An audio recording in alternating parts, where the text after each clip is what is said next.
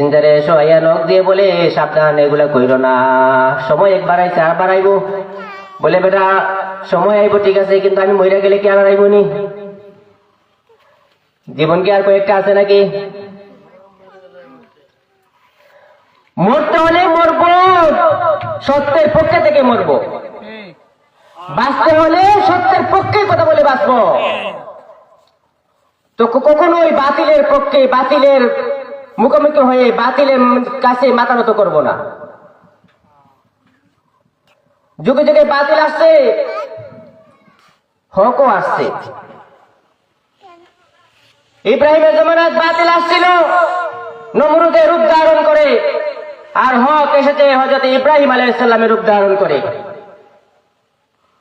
মূসা আলাইহিস সালামের জমানায় ফিরআউন আসছিল বাতিলের রূপ ধারণ করে, আর মূসা আলাইহিস সালাম ছিলেন হকের রূপ ধারণ করে। যুগে যুগে বাতিল আসছে, বাতিল চলে গেছে, হক আসছে, হক ইনশাআল্লাহ থাকবে, থাকবে কিয়ামত পর্যন্ত।